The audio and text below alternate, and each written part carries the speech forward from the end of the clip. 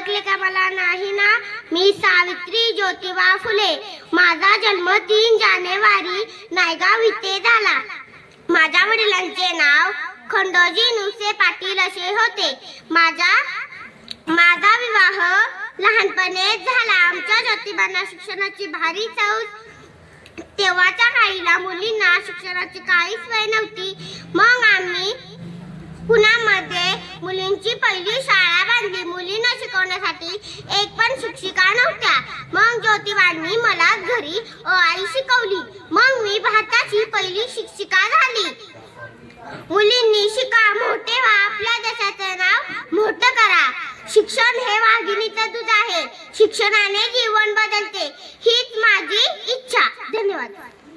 फुले यांचा जन्म 3 जानेवारी नायगाव इथे झाला. त्यांच्या वडिलांचे नाव खंडोजी नुसे पाटील असे होते.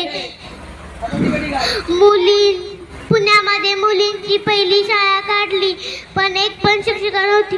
पण आमच्या ज्योतिरावांना शिक्षणाची भारी हौस होती. मग आम्ही त्यांनीच मला आई शिकवले. आई घरी शिकवली. भारतातली पहिली शिक्षक झाली. शिक्षणाने जीवन बदलते. शिक्षण हे वाघिणीचं दूध आहे. धन्यवाद. मी सावित्री ज्योतिबा फुले. माझा जन्म 3 जानेवारी 1800 रोजी नायगाव इथे झाला. माझा विवाह ज्योतिराव फुले यांच्याशी झाला. त्या काळी मुलींना शिक्षणाची सोय नव्हती. पण आमच्या ज्योतिरावला भारीच हौस. त्यांनी मला घरी आई शिकवले. मग मी पहिली भारतातली शिक्षिका बनली. शिक्षण हे वाघिणीचं दूध आहे. एवढे बोलून माझ्या बेसनमध्ये ओळखले का मला? मी सावित्री ज्योतिबा फुले. माझा जन्म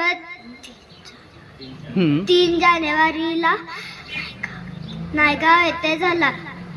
माझ्या वडिलांचे नाव खंडोजी नेवसे पाटील होते. माझे लग्न ज्योतिबा फुले यांच्याशी झाले. शिक्षण हे वाघिणीचं दूध आहे. तेवढे बोलून मी माझी भाषा संपवते. ठीक आहे. तुम्हाला सावित्रीबाई फुले यांच्याबद्दल 2 शब्द सांगत आहे. सावित्रीबाई फुले यांचा जन्म 3 जानेवारी 1848 रोजी नायगाव इथे झाला. तेव्हा मुलींना चूल आणि मूल एवढेच सांभाळायचे.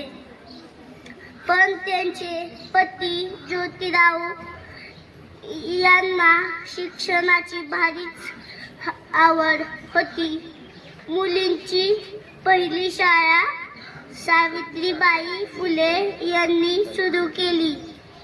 शिक्षणाच्या स्वर्गाचे जिने उघडले दार.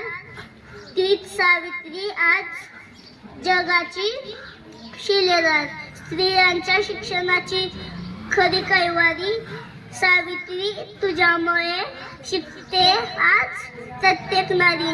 समाजाला जिने दिली ज्ञानाची सावली. धन्य ती क्रांती ज्योती सावित्री माऊली.